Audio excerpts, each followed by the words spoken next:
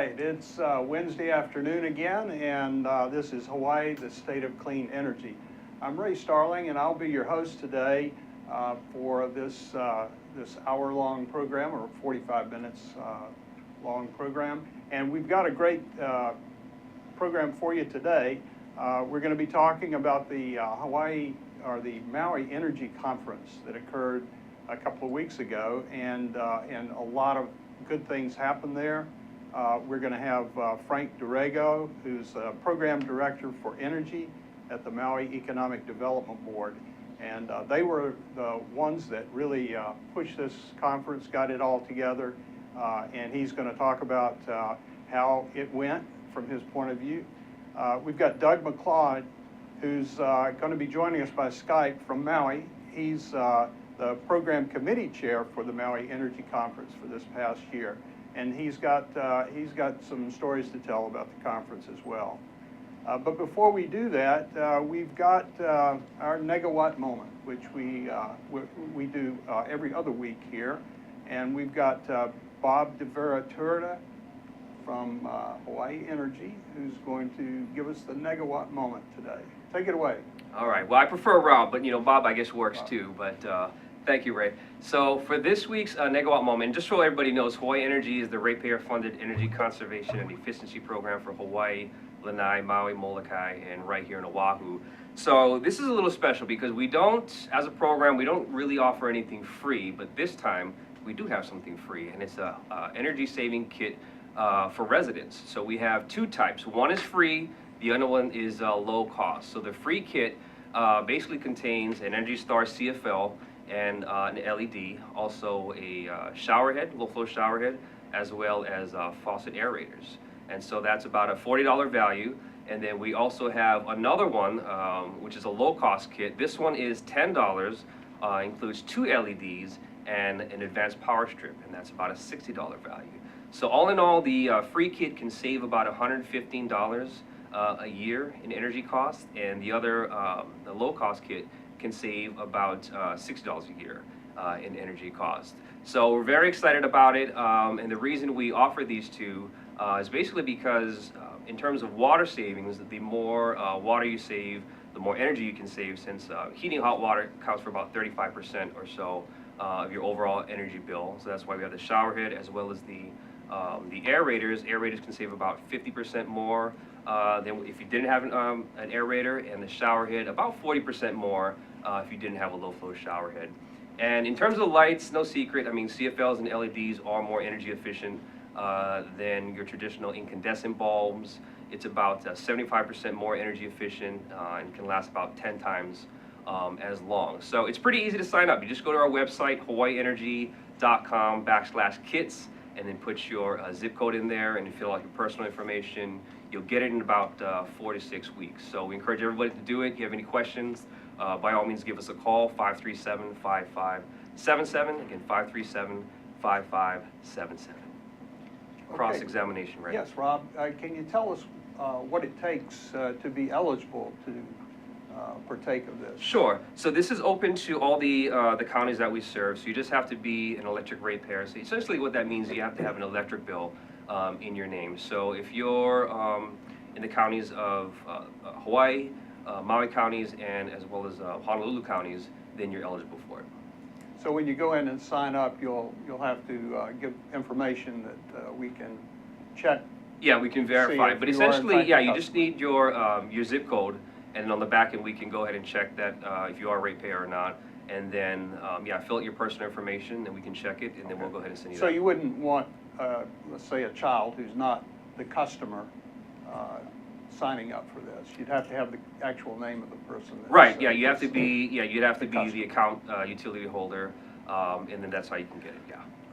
Great. Okay. Well, thank you very much. Anything else happening at Hawaii Energy? We have other stuff, but we're going to save that for some other weeks, as we go along. But for right now, yeah, we encourage everyone to sign up for these free kits, because it's not every day you get something free.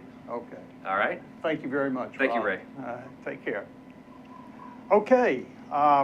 Well, that's the Negawatt Moment, and now we're going to turn over to Frank Durego. Again, he's a program director of, for energy at the Maui Economic Development Board. And he's going to give us a little bit of background about himself, and then we're going to talk a little bit to Doug McLeod, who's joining us from on Maui by Skype. Get him to introduce himself and tell us a little bit about himself. And then we're going to ask both of these gentlemen some questions about the Maui Energy Conference. So Frank, tell us a little bit about yourself. Well, I was born and raised on Maui, Ray. I won't tell you how long ago. But a large part of my life has been involved in work in education over the last 30 years and in the nonprofit world. And I came from Purdue University after getting my degree in sociology in complex organizations.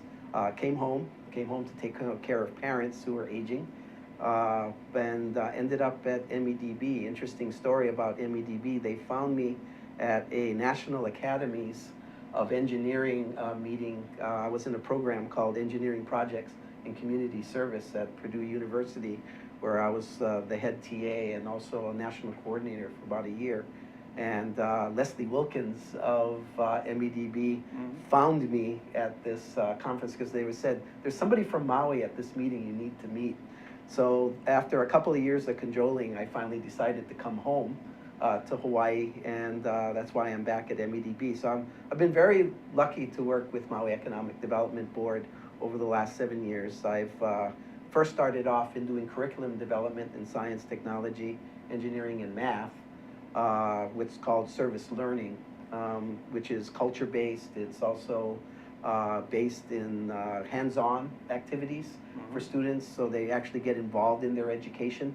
So I did that for the first 3 or 4 years of my tenure, and then after that I started getting more involved in business development. So over the last year I've been working much more in areas of energy, of water, also in terms of business assistance and attraction and retention at MEDB. And last year I attended the conference, and then I was asked to be on the program committee this year as a part of MEDB's effort, hosting the conference with the County of Maui. So Great. Well, and let's go to Doug McLeod on Maui. Are you with us, Thanks, Doug? Bert. Yeah. Hey. I'm glad to get a chance to talk with you guys. I know we did this last year, and so I look forward to the opportunity to do this wrap-up again. I guess I've been in the energy business for about 25 years in different kinds of ways. I have professional training as an attorney, and that's, I guess, how I first got involved. I remember working on some water cases and then environmental cases, then acquisitions, and I did that for some time. I was living on the mainland trying to do a wind farm there, actually, when we finally decided to move to Hawaii. And so I'm not a born and raised Maui person, though I very much appreciate this place. I did serve a term as the county's energy commissioner, and that's how I got to know a lot of the folks on Oahu. I've also done some private development, built some buildings, built some solar projects, did the first feed-in tariff system in Hawaii. So some other things in the private sector, and I'm back working in the private sector now as the energy consultant. Well, great, and congratulations to both of you, you and Frank, for the work that you have done on both of the conferences. The conference last year was fabulous, and I was so happy when we heard that you were going to do another one. And this one was even better, I think, this year than last year, just because a lot of things transpired in the interim, and probably, I think, some transpired as a result of the conference last year. So can either of you give me your thoughts about how the conference went, what you thought the high points were, and where you think we go from here? do you want me to start, Doug? Yeah, please. Okay. I think from MEDB's perspective, one of the things that kind of took the program committee off guard, and Doug could probably illuminate us more on this, is in the middle of our planning, all of a sudden the NextEra HEI merger fell upon us. So we actually had to do quite a bit of scrambling. Well, not a bit of scrambling, but we had to kind of change our mindset in terms of how we were going to plan this, because there was no way we could avoid this issue in the conference. So the program committee was very flexible. We have to actually also compliment HEI and NextEra Energy for being open to attending. So that's one of the big things I think I remember, is when in the middle of our planning, we actually had sort of mid-course correction as soon as this happened, and we were flexible enough to do it. The other one, I think, and this one I compliment our CEO, Jeannie Skog, as we were talking, as we know, the focus or theme for the conference was a focus on the customer. Last year, we focused a lot on the utility and the business model. This year, as an outgrowth of that, this is, well, what are the implications for the customer? And our CEO said, well, there's going to be a lot of talk about the customer, but who's asking the customer? Who's going to get the customer actually involved in this process? So MEDB, prior to and during the planning of the conference, actually ran a process called Empower Maui. And what we did was, first of all, we did a kickoff at the Maui County Fair, which we actually surveyed 1,400 Maui residents at the fair about what they felt about energy as far as Maui County. We asked them to give a grade, right, on certain issues, whether it be efficiency or conservation or, those kinds of issues. And then we asked them to grade themselves. And the results were very interesting. People seemed to think they were doing better than the rest of Maui, personally, in terms of their energy habits. But overall, they ranked Maui a C on most of the. Oh, really? Yes, Maui is C for those for the variables we were measuring. But from that, we decided to do also a more in-depth. What we would call a community engagement process with over 400 residents. And basically, we used the same survey as a sort of a conversation kickoff. And then we gave them sort of a refresher course on energy terms and the energy landscape. We also went into the power supply, some of the information from the power supply improvement plan from MECO, but just to get them up to date on some of the things that were actually occurring. And then from there, we got into their values. We asked them to prioritize critical issues in energy. We gave them sort of a deck of cards that had like about 24 values. And then, we first started in groups of 2, then we in groups of 4, and each time you were supposed to reduce your 8 cards down to 4. So from these progressively larger and larger groups were having to make choices and decide on trade-offs in terms of what are the most important things that you value. And one of the things that came out of that was people actually said, of course, the cost of energy was the highest thing on their list. But also environmental concerns were also raised as something being very important, and also having more choice. So, and from there we went to trade-offs, right? We went to specific kinds of projects, whether it be wind or solar. And then we finally gave these people a chance to give messages to the utility, to government, and then to the people of Maui. What would you really want to say about after going through this process about energy on Maui? So you use that to sort of construct the plan for the conference. For the conference, in a sense, but we use that as a way of highlighting in one of the sessions, which was the 3rd session in the conference, of highlighting the actual importance of asking the customer what are their perceptions. And then you also learn from their perceptions some of their misunderstandings, some of the misinformation that is out there. So there's 2 things going on here. You're asking them their values, but you're also educating at the same time. So, well, I tell you what, let's take a quick break, and when we come back, we'll talk to Doug McLeod on Maui and get his take on this. We'll be right back. Aloha, I'm Kili'i Akina, president of the Grassroots Institute and host on Oh, A there Hana she is. Kako, a weekly program on the Think Tech Oh, no, Hawaii that's all Broadcast right. Network. Frank, actually, I think you're Let's doing work fine. together. Your Think of the conversation. sad alternative, let's not work together.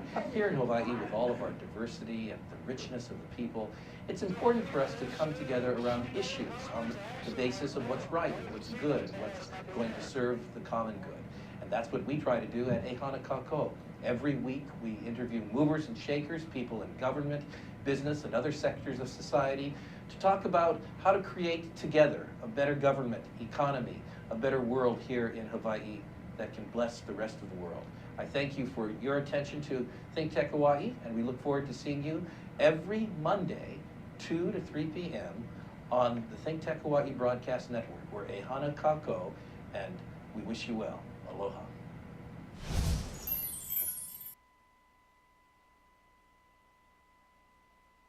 We're talking about the Maui Energy Conference, which occurred a couple of weeks ago.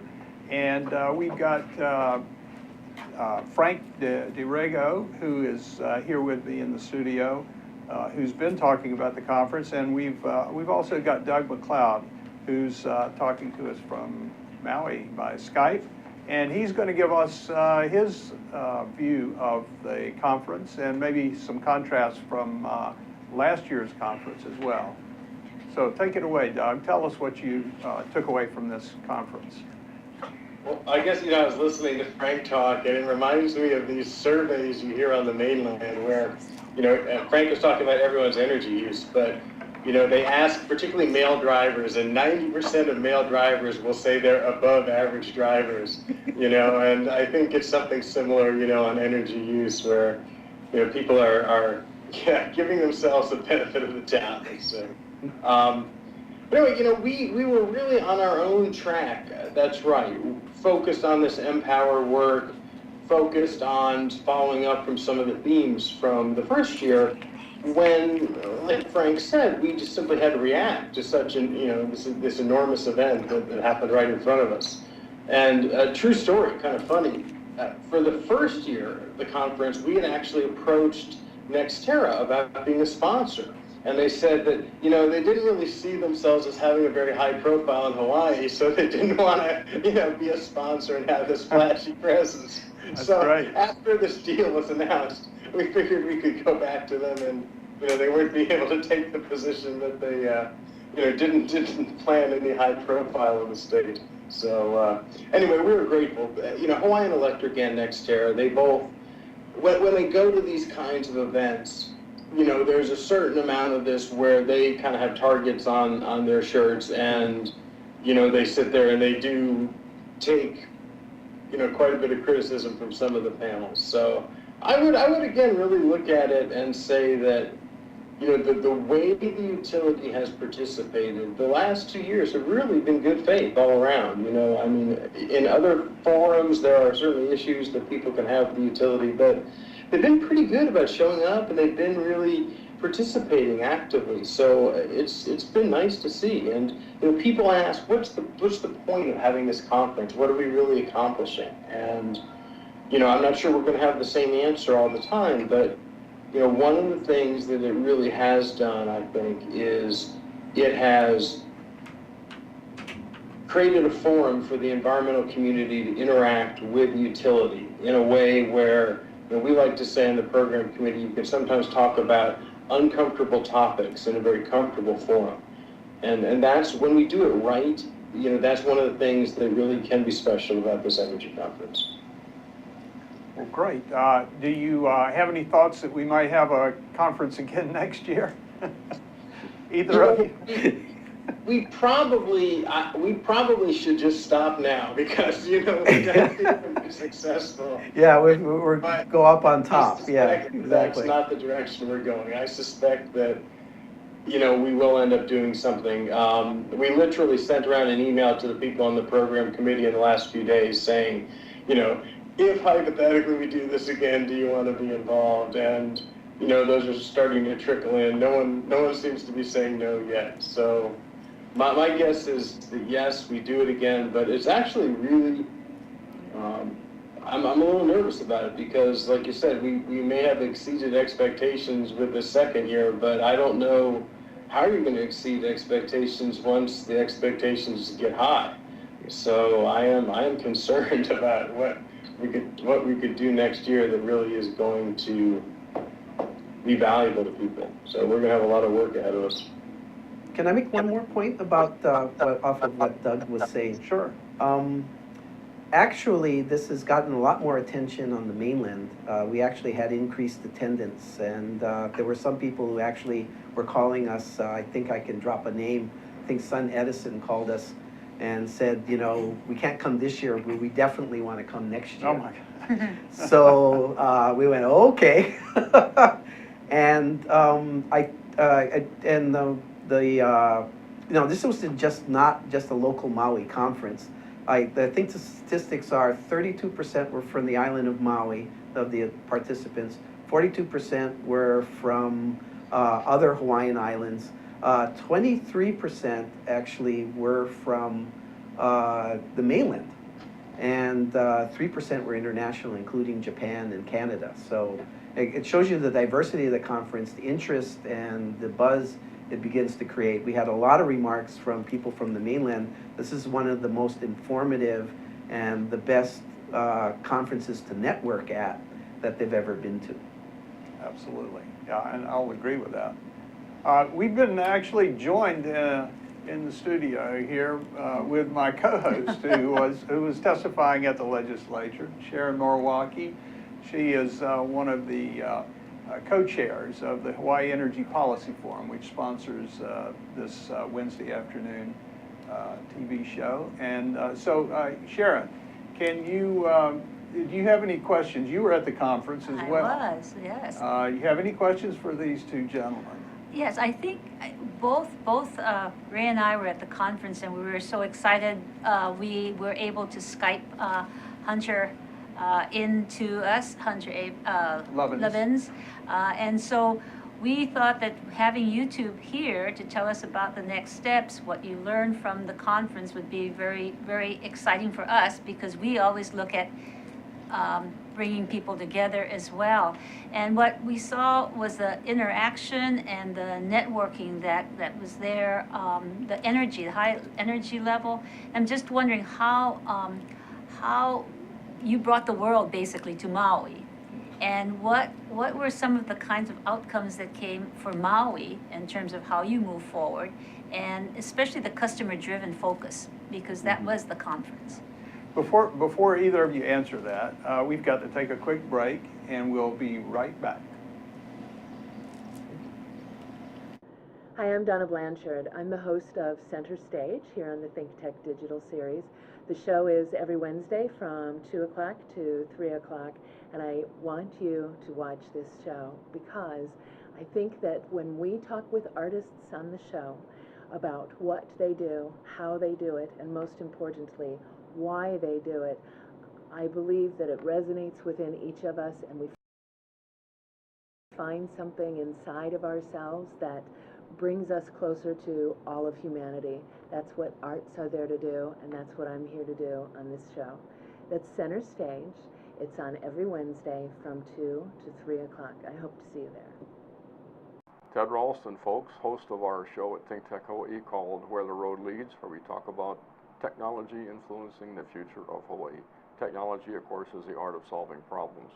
We always bring in interesting and informed guests who can see from different perspectives and different points of view how that future might unfold and how technology can assist us in getting there. So once again, join us 4 o'clock to 5 o'clock on Fridays. Ted Ralston, your host. And please, if you have ideas that you'd like us to address on this show, or folks who you think should be on it, let us know.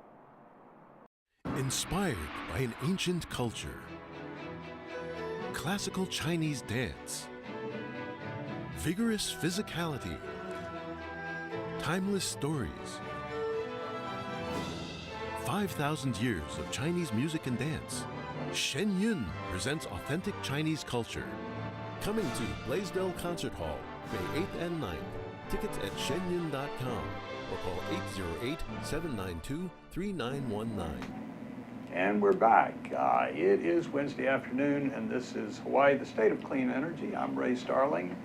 Co-hosting with me today is Sharon Milwaukee.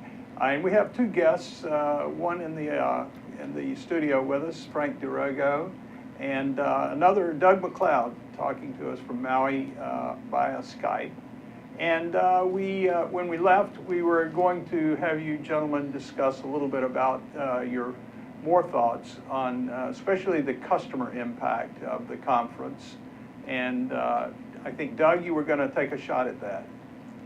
Yeah, I'm happy to try, and we'll see if we can really get it all. But I'd say that there are really two things that really strike me about, how Maui people have reacted to this, or how it happened on Maui. And I guess one of them is that the mayor really kind of set a pretty good tone. And full disclosure, here is my former boss, and I like the mayor. But I thought he really set a good tone because he kind of challenged people, and he said, why is it we can't be 100% renewable energy as the starting point and work backwards instead of always feeling like we're pushing, forward against these RPS numbers? And the thing that's kind of come out of it, you've seen in the newspapers, is that, it did lead to people asking in several occasions, should the county be actively involved in the utility sector? Whether that means setting up a utility, purchasing utility, there have been a number of headlines. And one of the things that happened during the conference is that several people in the environmental community, made that request in essence to the mayor, and it was clear that people were asking this question. Certainly the fact that we had someone there from the city of Boulder who's in the process of municipalizing their utility, well, sure, that contributes to the discussion too. But so that's I'd say the first thing is that specifically on Maui, we were aware that, on Big Island, kind of a co-op discussion had started above and beyond what Paniolo Power is doing. But not before the conference was there really, I would say an upsurge in interest of whether the county should take it over. And the reason that really we have the customer link is, of course, the county is the largest customer of the utility on Maui, and that's how it's affecting that. So that's the number one thing. I'd say that, if we talk about other things, Sharon mentioned this feeling of energy, and one of the reasons I'm very concerned about how we do year 3 is you can feel that people want to do more. You can feel that we're at this point where people aren't satisfied with just sitting in a chair and listening to presentations. They want something a little more, and either we're going to have to do quite a bit of work, in essence, making reports and studies that someone could come to the conference and evaluate, or we're going to need some kind of a workshop format, something where people can really feel like they're helping. And it's interesting, like Frank said, most of these people are not from Maui. And we need to find a way to really tap that brain trust and make sure that we're using it in a way that does benefit Maui Island and Maui County. So that's a long-winded answer, but those to me were really some of the takeaways, especially in the sense of how people are acting on the conference information. I just wanted to insert there because it was so important that you focused on the customer. I remember last year the problem was that you didn't have enough community input, and so you did it 1,000% more, and it was very good. And again, it was input from people outside of Maui. So I just wondered, after you did the focus groups or the empowered groups, was there anything going back to them from the conference, or was that laying the groundwork for coming back to the community? But I think that's a real important piece of the customer-driven utility, whether it's a municipal utility, you stay with MECO, or whatever that configuration is in terms of the getting your energy. Yeah, I just want to make a point about the Maui impact. Actually, I was the moderator for the Maui panel, and Doug, you can comment on this as well, where we actually had people from different perspectives on the Maui scene that participated in the panel. And, it was sort of looking at the conference through the lens of people who actually live and are in the situation. And we had several attendees who were actually from that larger community, and we actually, I think it was listed as an optional panel because it was at 7:30 in the morning and It was good, focused actually. I went to that. It was very on Maui. good. And yeah, a lot Yeah. of people went, and Yeah. they said, why isn't this a part of the regular conference? Simply because it's kind of taking everything that's being talked about, surrounding the conference, and actually kind of focusing it on the local scene, but actual customers and actual people involved in the regulatory scene, the environmental activist scene on Maui itself, and seeing what the exact outcomes are for them in terms of what they're hearing. So I heard a lot of that from people after the panel. And I think what Doug said, especially about where do we go from here, I have a couple of personal comments on that. There's going to be this balance between, how do we keep people around, the whole energy scene interested in what we do, but also kind of satisfy the need to be talking about our own issues. We don't want to become too parochial, but at the same time, we want to be able to be fed by all this knowledge and interaction that's going on. People are watching Hawaii and they're watching Maui simply because there's a lot of cutting edge technologies being implemented. There's demonstration projects, and this is the kind of argument or discussion that's going to be going on for years, especially on the mainland, as they start dealing with their issues of coal and Sure. The natural gas and commodity prices, et cetera. So I think that's the pull. But now, as Doug said, there's this need at home for us to say, okay, let's see if there's something else we can make this based on the kind of discussions we've had the last couple of years. Now, one more point is energy is more than just the utility. And I thought we saw some of that beginning to creep in, just like last year, some of the customer stuff was creeping in, as there was more talk about EVs, electrification of transportation. So this whole idea of now looking at the whole transportation issue, I think might be a part of what we might look at. I mean, it can't be a whole conference in one sense, but I think the connection between that is something that we might investigate for next year. So I don't want to speculate and about what we're going to be doing next year, but that would be some of the suggestions and things I would look at. Well, let me ask, I know that you were taping the conference, and are there plans to put that video up online so that the customers who were not in attendance would be able to see it? Oh yeah, it was filmed by Akaku, which is our local, it was like Olelo on Oahu, our local community access station. So in the next few weeks, though, all the sessions will be available for Maui residents to see and to be able to learn from and actually react to. I'm sure people will be contacting us, in terms of maybe their impressions. And in terms of Sharon's observation, I think MEDB is thinking seriously about, well, where do we take this Empower process and what's the next step for us in terms of community engagement, especially on Maui? And is there a possibility of taking that kind of process statewide? So. Good. Let me ask both you and Doug, what do you think is driving things on Maui with regard to energy? Is it the customers? Is it the mayor? Is it MEDB? Because it seems to me that Maui really has a head start on just about everybody else, in my opinion, when you look at all the things that are going on there now. And I'm wondering, what's the magic mix that makes that happen? I'm gonna let Doug take this one first. Well, I want to say in fairness, we Maui, I think we're sort of leading in some of the discussion, but if you actually look at renewable percentages, we got to be honest that the Big Island really has a higher percentage of renewables than we do. But, going back to maybe just trying, a sense of leadership, I think that even though we disagree on details, there's a very strong consensus in the community that this is a critically important issue, and it means that MEDB, really representing the business community, is right there at the table on energy.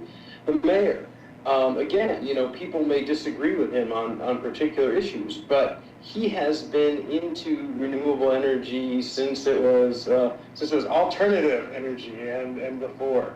And so you've had things coming together, and even with the utility, it's just been interesting to watch, as they've dealt with the solar issues and with curtailed wind. And I think there's a change in that relationship too. And so all these things have just come together, and frankly, it's just, a certain size island where I think we all have an incentive to try and get along and not make it any more personal than it, so some minimum amount that people may take it that way.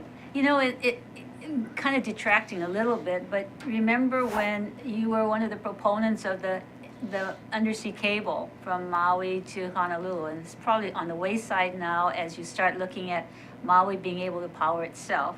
But I'm just wondering, how do you see energy and energy generation and distribution for Maui? Are we looking at each of the islands? We always said we should be a state of islands, not an island state, but not just individual islands. And yet, it seems that how it's going is the decentralization or the empowerment of different kinds of systems, and this municipality model seems to be one different than the co-op model. So I'm just wondering what do you think about that? Yeah, I mean, I think you're asking quite a few things. I guess, where does it really go here? You can look at how this may play out differently, but you clearly get a sense that people want to keep working backwards from this notion of 100% renewable energy. Why can't we do it? And there are two very distinct paths. It really is a fork in the road kind of time between a DG kind of future and a centralized future. And in favor of the centralized approach, you have two main things that interest people on Maui. Number one is pumped hydro. People have been interested in pumped hydro here for a long time. And pumped hydro, kind of by definition, at least the way it's traditionally been done, is a large-scale storage that you really want a central dispatch for. You want it to be part of, some kind of smart grid. And then smart grid, of course, gets you into the issue of EVs. And right now, Maui does have the highest EV density in the world. So if anyone's going to be using EVs for the discharge function, for demand response, we really should be doing that here. And so that's one view of the future, says we should support a centralized dispatch, and in that kind of model, a cable fits pretty well.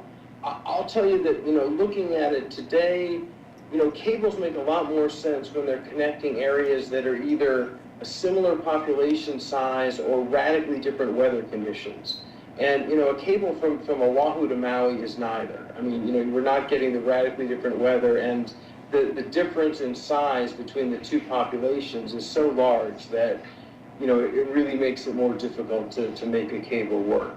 And like you said, events are just kind of happening. I mean, the DG stuff is coming off the shelf. There's very little permitting. You can make it happen versus trying to tell people, wait 10 years and we'll have this dam done for hydro.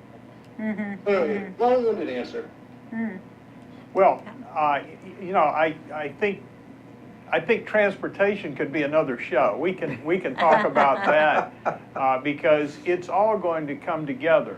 I mean, I was most impressed with the tent, the Hitachi tent right outside, that was completely being operated, fans and TVs and so forth, by an electric vehicle that was plugged into the charger and going in reverse. So I think that's part of the future as well. So I think transportation will be part of this conference next year. And unfortunately, we're going to have another show. We're going to have you guys back to talk about sort of pulling everything together, the electric, the transportation, the renewables, all of it together. I think that's where we're going, and again, Maui is in the lead. So with that, I'm going to thank my co-host, Sharon Milwaukee, Aloha. and my guests, Frank Frank. Durego and Doug McLeod on Maui for joining us today. This was a great show, and we look forward to having you back and look forward to seeing you at next year's conference there in Maui. Thank you very much. Thanks. And Thank we'll say aloha until next Wednesday when it's the State Energy. of Clean Energy.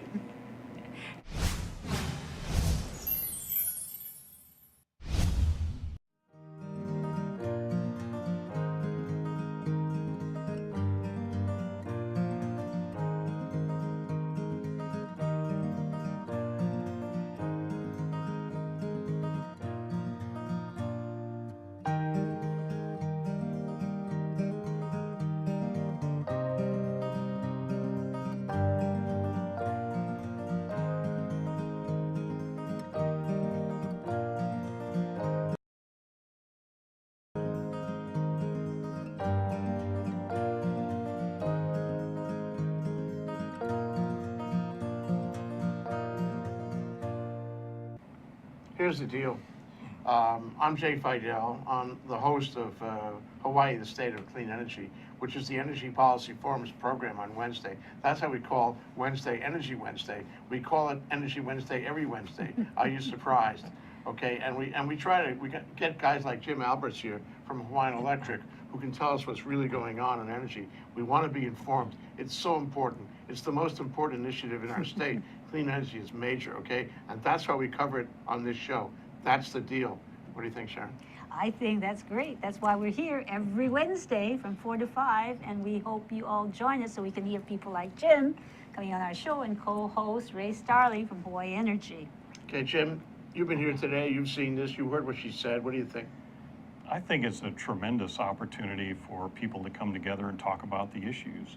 Oftentimes, there isn't a good forum to bring these key issues out into the public, and this is a tremendous way to go about it.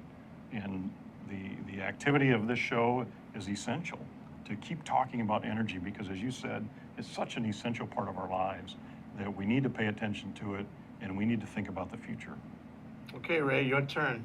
Well, this is a special time in the history of Hawaii where we're making some pretty radical changes in the way we use energy and generate energy.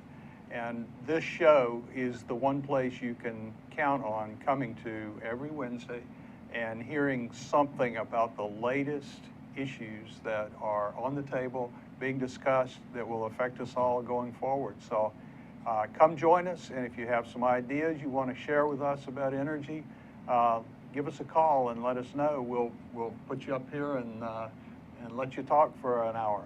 So come see us. Thanks, Ray. Thanks, Sharon. Thanks, Jim. It's great to be, from Think Tank's point of view, it's great to have this show. We love the show. It's our most important show. So come around and listen to us 4 to 5 on Wednesday. Thanks a lot. Bye. Aloha. Aloha.